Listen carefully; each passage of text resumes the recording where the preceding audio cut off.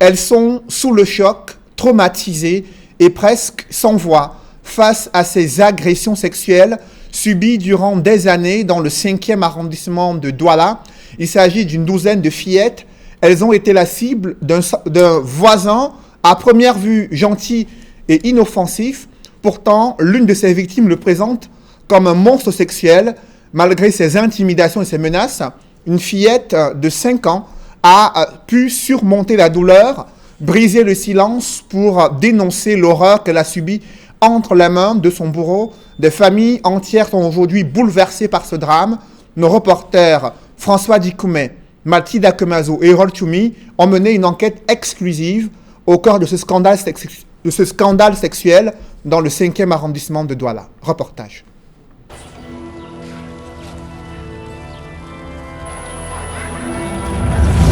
Mbangé Beach, nous sommes dans le 5e arrondissement de la ville de Douala.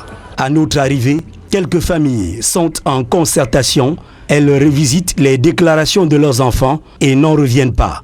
Dans ce quartier, la misère se broie à pleines dents. Des maisons abandonnées,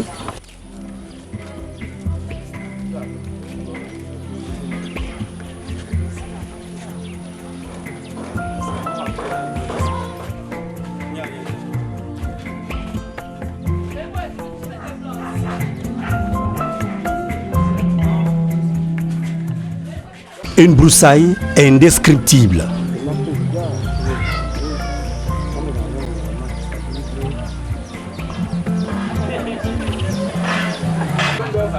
Sur le site de ce chantier, certains parents victimes nous montrent ce qu'ils appellent la chambre d'hôtel de Watt, le lieu où il commet la plupart de ses forfaits.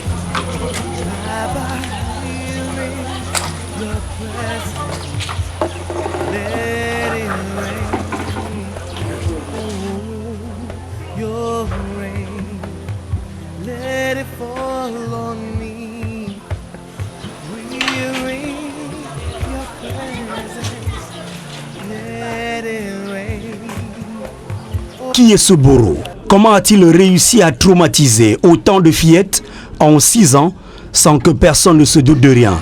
Enquête au cœur d'une cité presque perdue sur les traces d'un présumé violeur d'enfants. La nuit tombe déjà sur cette bourgade ensevelie dans les marécages de Douala 5e. C'est justement à la pénombre que Watt a commis son dernier forfait. Sa victime, une fillette de 6 ans, élève au cours préparatoire. Pour protéger les enfants, nous avons choisi de cacher leur identité et leur visage. La petite a été commissionnée par sa maman et le voisin Watt est sorti pour aller en route au même moment. Du moins, il est allé prendre position pour attendre l'enfant passer. Sur son matelas de fortune, il a assouvi son désir bestial sur la gamine en prenant soin de la ligoter dans le dos. À la fin, il lui donne une pièce d'argent et la fait jurer de garder leur petit secret. Cette fois, c'en est de trop. La fillette a atrocement mal. Elle ne gardera pas le secret. La mère est alertée. Prise de panique, elle informe son époux. Ce voisin avait l'habitude de l'appeler et il lui a fait ça 2 fois. Il a violé 2 fois. La première fois, il était dans les toilettes et la deuxième fois, il était chez lui, dans sa maison. C'est mon voisin le plus proche. Voici ma porte ici, la voici. Et voici la porte du voisin. Elle est juste face à face avec ma porte. C'est le début d'une grosse enquête parentale.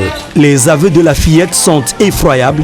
Elle connaît presque toutes les autres victimes. Toutes sont dans le voisinage. Comme cette fillette, elle aussi, à peine âgée de 7 ans, son géniteur est aussitôt informé. J'ai alors appelé ma fille. Elle vient dire, mais vous faites quoi souvent? Parle, on ne va rien te faire. Il dit, papa, souvent on nous appelle et après il nous donne le biscuit, souvent les bonbons, et après il monte sur nous et après il met ses doigts dans nos Il dit, hein? Il dit, il fait ça avec d'autres enfants au quartier. Il dit, mais elle a déjà fait ça combien de fois? Elle me dit, 5 fois, papa.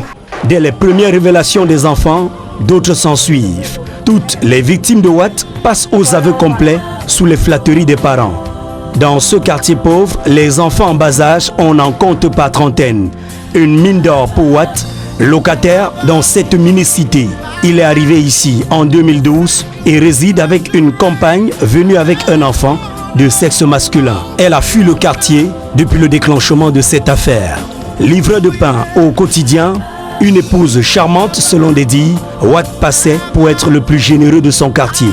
On était tout étonné parce que comme il est gentil dans ce quartier avec tout le monde, personne ne pouvait même croire que quelqu'un comme ça peut faire des trucs pareils. Certaines familles ont choisi de se cacher à notre arrivée, mais à en croire les témoignages, en 6 ans, Watt s'est tapé une quinzaine d'enfants. Sa plus vieille victime est âgée d'à peine 10 ans. Il la manipule depuis 6 ans. Elle n'avait alors que 4 petites années.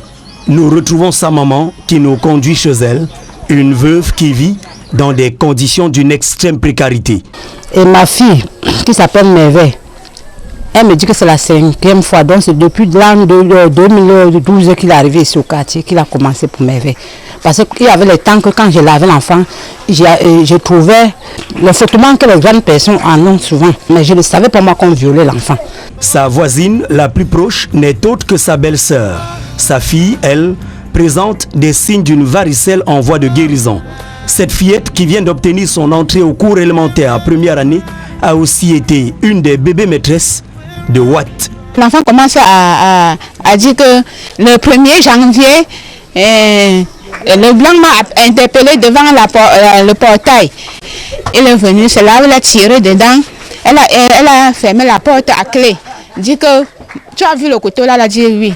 Il a fini maintenant de faire ce qu'il veut faire. Elle dépose l'enfant, elle ramasse 3 bonbons sur la table, elle donne à l'enfant. Que si un jour, en faisant comme ça, elle a mis le couteau ici sur sa poitrine, que tu as vu le couteau, si un jour je suis ça dans la bouche de quelqu'un, je te poignarde et je te jette dans l'eau. Alertés, les jeunes du quartier le passent à tabac. Les images amateurs que nous avons vues dans leur téléphone sont choquantes. Nous décidons de ne pas les utiliser. Heureusement pour le bourreau, ses parents vont convaincre les jeunes du quartier de lui laisser la vie sauve. Lui, il nous a fait comprendre qu'il est comme ça. Il ne sait pas ce qui arrive. C'est comme ça depuis 2012 qu'il était parti à Bafang prendre un remède chez un marabout. Et ils ont léché ce remède-là. Et c'était pour que tout ce qu'ils vont faire, les patrons doivent accepter. Donc s'il y a un manquant ou pas, comme lui il est livreur, les patrons doivent accepter. Que depuis ce temps-là, quand lui il reste comme ça, quand un truc le prend sur son corps, s'il ne couche pas un enfant ou bien s'il ne met pas la main dans d'une petite fille, il ne peut pas, son corps ne peut pas cesser. Que c'est un truc qu'il était parti prendre. Et c'est ça qui est en train de le menacer comme ça. Ce vendredi-là, il est arrêté et mis à la disposition de la police. Son état de santé ne permet pas une garde à vue directe. Il est conduit à l'hôpital, mais il bénéficie de l'assistance des parents des victimes. Le samedi, il est tombé malade, gravement même. On l'a amené à l'hôpital de Bonamou Sadi. Malgré tout, nous l'avons rendu visite là-bas pour lui voir. Bon, on a vu son état et il s'est quand même rétabli. À l'hôpital, Watt tente de fuguer, mais est rattrapé par les policiers. Des policiers que nous retrouvons au commissariat du 12e arrondissement de la ville de Douala. En off, un officier de police nous informe qu'il a passé le week-end en garde à vue avant d'être déféré au tribunal de grande instance du Vouri lundi vers 10h de la matinée. Comment Watt a-t-il pu passer inaperçu pendant de nombreuses années? Les parents ont-ils des preuves de leurs allégations? Pour le savoir, nous nous rendons au centre médical d'arrondissement de Bonamou Sadi. C'est ici que les enfants des parents volontaires se sont fait consulter sur instruction de la police. J'ai exactement reçu 5 enfants.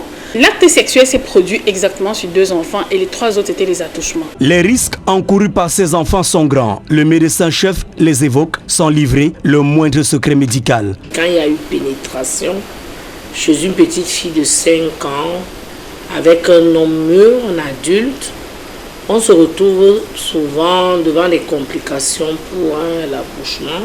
Plus tard, ça peut causer des difficultés d'infertilité. Donc, on peut avoir une infertilité primaire parfois des fibroses, donc des cicatrisations au niveau du périnée, qui fait que désormais la jeune fille pourra accoucher uniquement par césarienne.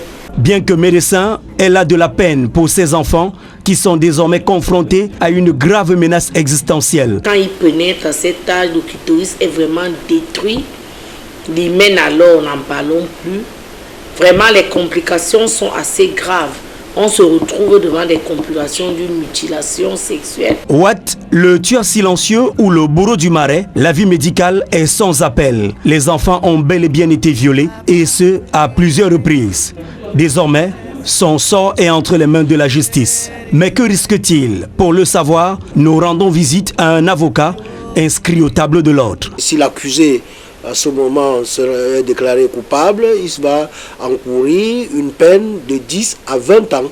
Et également, le tribunal peut prononcer contre lui les déchéances prévues à l'article 31 du Code pénal, notamment le priver de l'autorité parentale et également de la tutelle, et qui ne pourra plus jamais exercer une curatelle pour un enfant quelconque.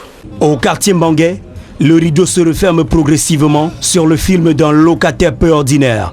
Bientôt, c'est au bal d'un procès de justice que vont se livrer les parents des victimes.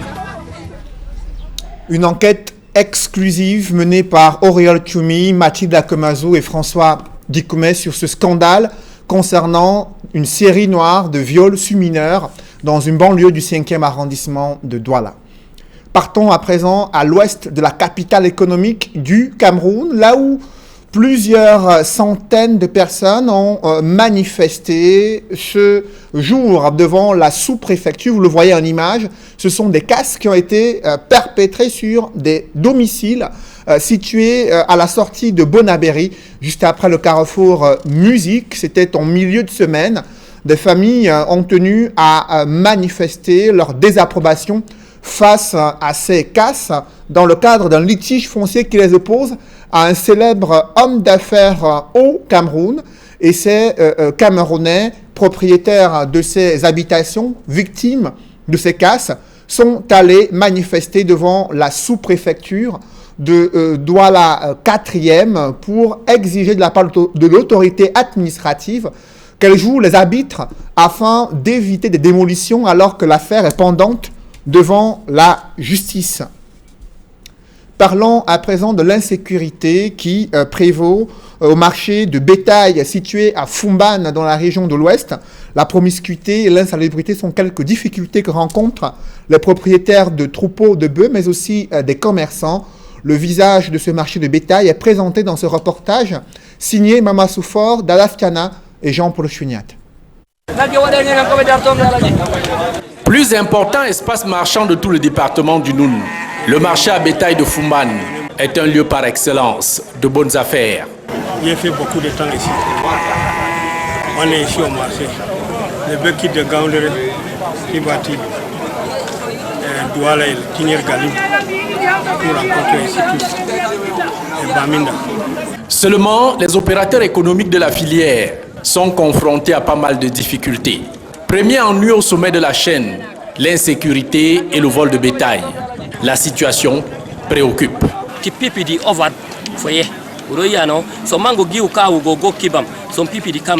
Pour le vol des bétail, c'est un phénomène vraiment récurrent. Vraiment, on ne sait même comment faire pour ce problème, quand ça nous dépasse. Il y a de cela peut-être 6 mois, j'ai perdu au moins 6 vaches. Venant que j'ai fait venir de Ngaoundéré, vous comprenez un peu la difficulté. Les gestionnaires de ce marché semblent bien maîtriser les voleurs de leur bétail, sous le regard complaisant et laxiste de quelques agents véreux des forces de maintien de l'ordre. L'affaire des vols nous menace. Ici à Koutama, je peux dire c'est 2 personnes, les Bamou et les Moro. Les Moro volent dans le Bamou gorge. Seulement les 2 personnes là qui nous tuent dans le département de nous. Mais tu arrêtes les voleurs. 3 ou 4 jours, tu vois les voleurs dehors. Une autre difficulté cruciale dans ce marché, l'arnaque des commerçants, l'insalubrité et le manque de commodité. Aucun point d'eau courante et la moindre toilette n'ont été construits depuis la promesse du maire de la commune de Fumbane, presque en fin de mandat. On voulait l'eau, on voulait les bureaux, on voulait les parcs là où les baies entrent. Là, on va compter le 2, c'est ça qu'on voulait. Mais il a fait les bonnes sécurités là-bas. Il y a les gendarmeries là-bas, police, nuit et jour. Ça, c'est notre sécurité. Mais des fois, il y a les policiers qui viennent nous menacer au marché. S'il y a un problème, on nous attend là-bas. Du coup, certains commerçants et détaillants se demandent à quoi servent les taxes et impôts collectés dans ce marché. Tous les jours, on paye les taxes, mais on ne voit pas ce que les taxes là, ça travaille même ici. Un marché qui donne beaucoup d'argent, des millions. Mais il n'y a rien. Ici, là, le soleil nous tue, la poussière nous tue, tout. Le bœuf nous poursuit à chaque minute. Tu te positionnes mal, le bœuf peut même te renverser. Dans un département à la nature riche et au pâturage verdoyant, agriculteurs et éleveurs vivent régulièrement mauvaise cohabitation dans leur ménage. Il y a parfois, on trouve des zones de pâturage pour nos bétails et en même temps, quelques 6 mois ou 1 an plus tard, vous voyez, il y a quelqu'un qui vient peut-être, il met sa plantation, son champ et en même temps, ça nous pose énormément de difficultés. Et de deux, il va falloir essayer de trouver un système de sécurité un peu nos biens parce que, quel qu'en soit le cas, l'élevage fait partie de l'économie. L'activité et autres transactions génèrent certes de gros bénéfices, mais la gestion des affaires courantes au quotidien n'a fini de donner des insomnies aux grossistes et détaillants du marché à bétail de Fumbane. Parlons à présent de l'abattoir municipal en Ngaoundéré, dans la région de l'Adamawa. Là-bas, les différents acteurs de la filière bovine se plaignent des conditions dans lesquelles ils travaillent dans l'abattoir municipal. Malgré la modernisation de ce site, l'espace réservé aux différents acteurs qui s'occupent du dépeçage des animaux, ils estiment que l'espace est assez insuffisant. C'est en tout cas ce que relève ce reportage que signe Isabelle Carole Zoupet. Des bœufs abattus et dépiécés à même le sol, du sang de bêtes qui jonchent ça et là, des crochets qui servent à suspendre la viande complètement rouillée, des murs délabrés où sont accrochés de vieux vêtements. Tel est le visage que présente l'abattoir de Ngaoundéré depuis plusieurs années. Pour améliorer les conditions d'hygiène et d'abattage des bovins, un nouvel abattoir moderne vient d'être mis sur pied à Wakwa, quartier situé dans le 1er arrondissement de la ville de Ngaoundéré. La rétrocession de cet abattoir industriel à la Société de développement et d'exploitation des productions animales a été faite par le ministre de l'Élevage, des Pêches et des Industries animales.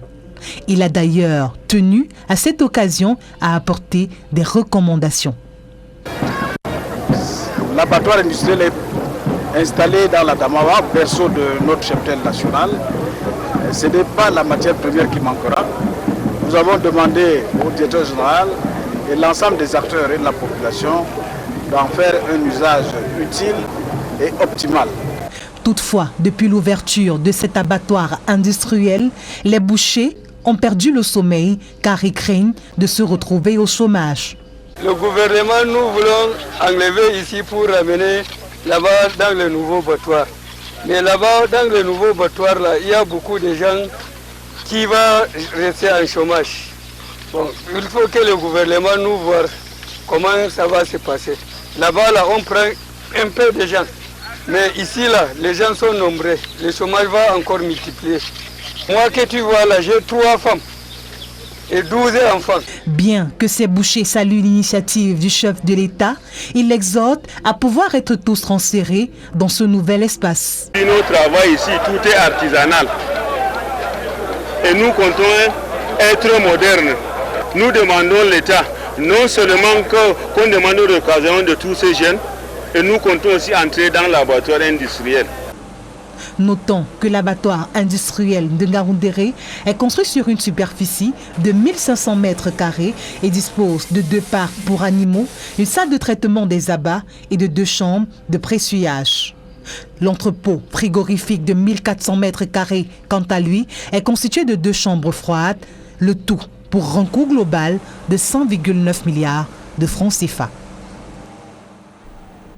L'insalubrité va-t-elle enfin disparaître des rues de la capitale économique du Cameroun? Isacam vient de présenter de nouveaux engins qui vont permettre une optimisation dans la collecte et le ramassage des déchets ménagers Les attentes des populations sont assez nombreuses. C'est le constat que font nos reporters Séverin Tchouban et Gladys Sidier.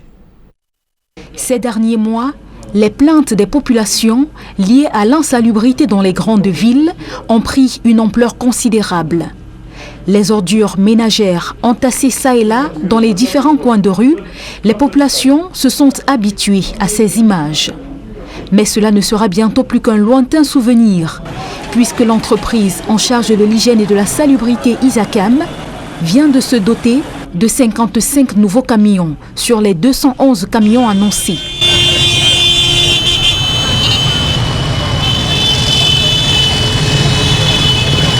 Nous procédons à la réception partielle de 55 camions et cette réception technique revêt un caractère exceptionnel.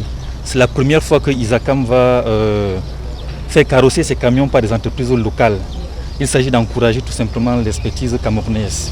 La réception de ce premier lot de 55 camions est un indicateur de la capacité opérationnelle d'Isacam qui reste intacte. Les populations de la ville de Douala qui ont poussé un ouf de soulagement à la vue de ces camions ont hâte que ceux-ci soient opérationnels. On est enfin sauvés. C'était déjà grave dans la ville.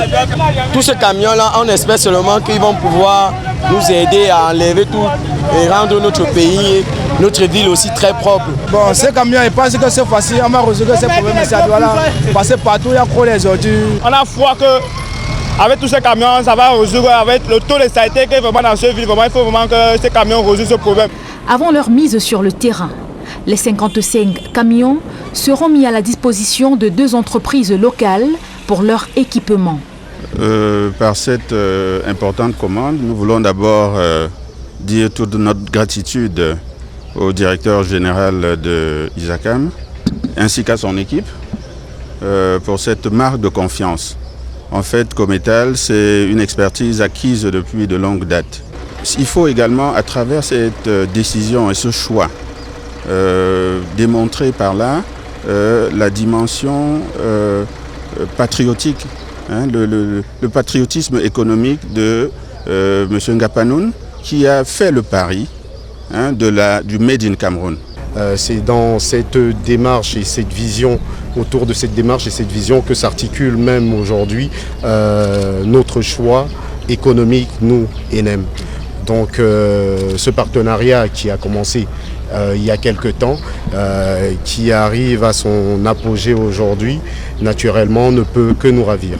Proparco, filiale de l'Agence française de développement dédiée au secteur privé et un consortium de banques, apporte le financement à la société Isacam pour le renouvellement de son parc auto. Proparco apporte une garantie au pool bancaire qui finance l'acquisition de ces 211 camions. C'est un dossier sur lequel nous travaillons avec Isacam depuis un certain nombre de mois maintenant et nous sommes très heureux d'assister à cette première livraison de camions qui concrétisent le travail que nous avons réalisé avec Isacam et les banques partenaires pour soutenir l'effort d'Isacam d'améliorer son service pour les populations camerounaises. C'est donc une bouffée d'oxygène pour Isacam qui compte mettre en place une stratégie dans la perspective de la CAN 2019 afin que cette grande fête du football africain se déroule dans les meilleures conditions de propreté possible. Après la réception de ce premier lot de 55 camions, l'entreprise compte maintenant s'organiser pour répondre aux besoins des populations camerounaises. Après le cri de colère des populations sevrées d'eau potable durant une semaine, la Camouata s'explique sur les raisons de cette interruption de la fourniture de l'eau potable à Douala. Sur son compte officiel Facebook, elle invoque les travaux de déviation de la conduite d'eau sur le Condi au lieu du carrefour cité des Palmiers. Au moins 1000 ménages ont été affectés par ces travaux. Le rétablissement de l'eau est effectif dans certains quartiers. La Camouata qui présente ses excuses pour les désagréments. Parlons à présent de la Guinée équatoriale qui vient de remporter une manche dans l'affaire des biens et immeubles saisis en France. La Cour internationale de justice vient de déclarer qu'elle a compétence pour se prononcer sur la requête déposée par la République de la Guinée équatoriale en ce qu'elle a trait au statut de l'immeuble à l'avenue Foch à Paris en tant que locaux de la mission diplomatique équato-guinéenne. Et vous le voyez en image, le professeur Maurice Kamto, avocat international de l'État de la Guinée équatoriale, camerounais, qui a mené les plaidoiries pour le compte de la Guinée équatoriale. Je vous propose à nouveau de l'écouter. Article 22 de la dite convention, d'autre part. Hier, la France a soutenu au sujet du statut du 42 avenue Foch et de sa protection en vertu de la Convention de Vienne sur les relations diplomatiques deux choses. Elle a admis, comme dans ses exceptions préliminaires, l'existence d'un différend entre les parties au sujet du statut juridique de cet immeuble, mais a nié que ce différend relève des prévisions de la Convention de Vienne sur les relations diplomatiques, d'une part, et elle a refuté en bloc l'existence d'un différend concernant l'inviolabilité des locaux de la mission diplomatique de la Guinée équatoriale en France, d'autre part. Je me réjouis que la France reconnaisse l'existence d'un différend au sujet de l'interprétation de l'article 1, alinéa I, de la Convention de Vienne sur les relations diplomatiques entre les parties. Par conséquent, après quelques remarques liminaires sur les exceptions préliminaires de la partie adverse, je poursuivrai en montrant que le différend entre la Guinée équatoriale et la France au sujet du statut diplomatique de cet immeuble entre dans les prévisions de la Convention de Vienne sur les relations diplomatiques. Je soutiendrai en outre qu'il existe incontestablement un différend entre les parties au sujet de l'inviolabilité de l'immeuble 6 au 42 avenue Foch. Enfin, je soumettrai à la Cour les conclusions de la Guinée équatoriale sur ce volet des exceptions préliminaires de la France. Monsieur le Président, Mesdames et Messieurs les juges, la Guinée équatoriale prend acte de ce que, dans leur plaidoirie d'hier, les représentants de la France ont fini par admettre que le statut diplomatique est indifférent de la question de sa propriété. La Guinée équatoriale a toujours soutenu, d'une part, que l'utilisation des locaux de la mission diplomatique en déterminait la protection en vertu de la Convention de Vienne sur les relations diplomatiques et d'autre part, qu'elle a acquis la propriété du bien litigieux le 15 septembre 2011, soit bien avant la notification de son affectation comme locaux de l'ambassade de la Guinée équatoriale. La France a voulu contourner ce fait en prétendant, comme l'ont allégué les professeurs Alain Pelé et Bodo Livinec, qu'il s'agissait d'une acquisition tendant, je cite, à maquiller précipitamment l'immeuble comme local diplomatique. Fin de citation.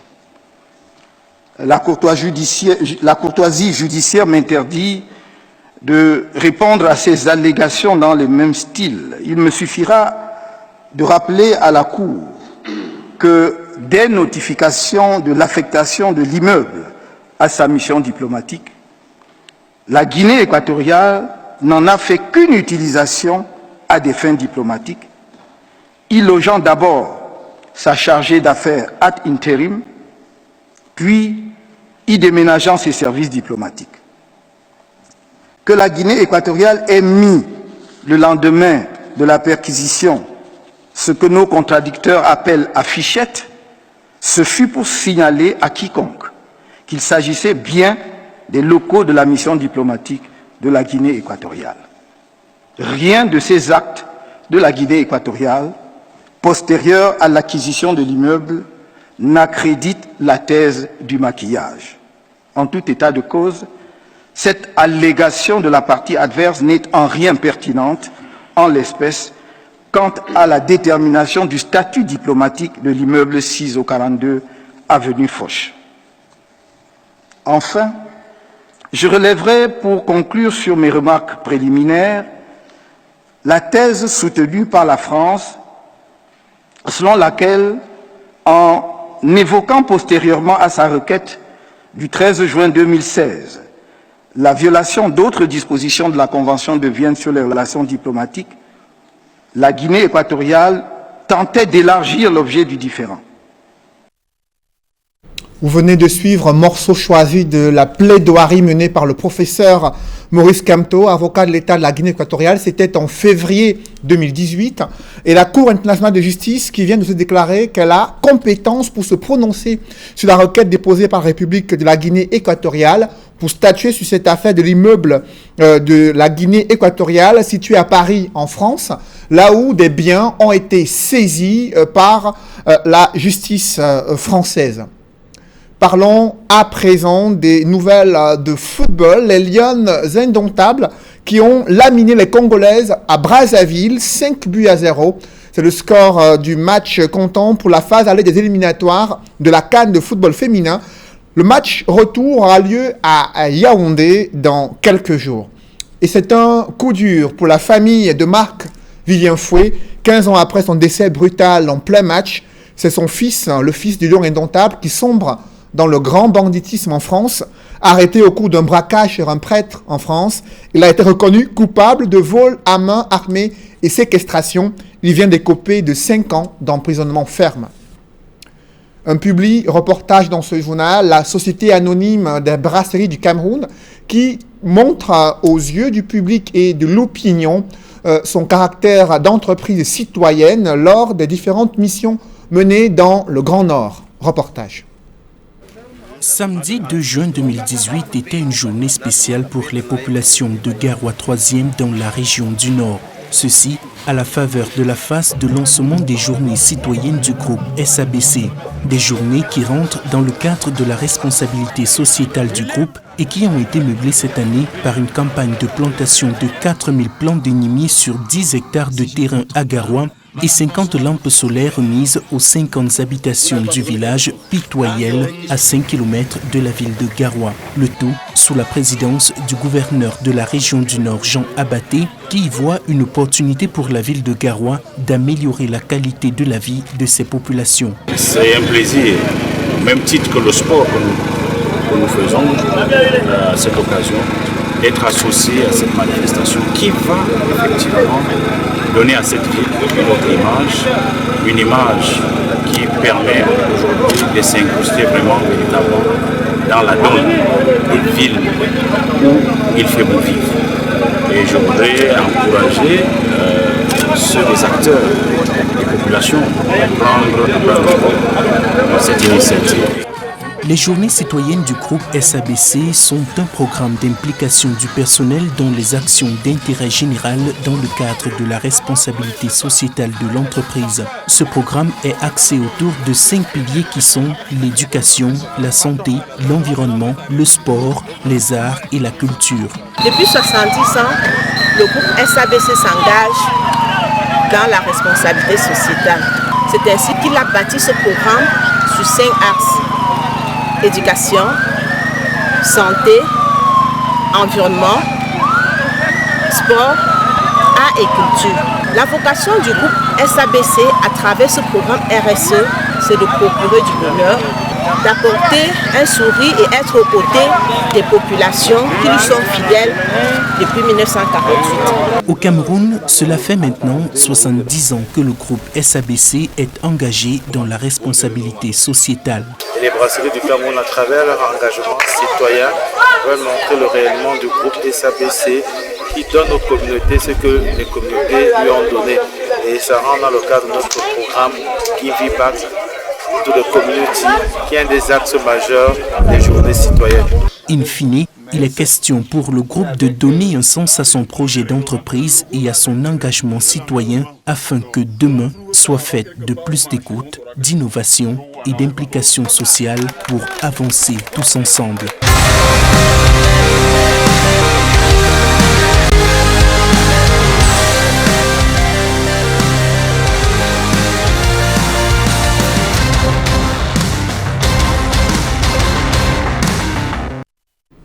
Mesdames, Messieurs, c'est la fin de ce journal. Merci de l'avoir suivi. Je vous souhaite une bonne soirée sur Equinox Télévision.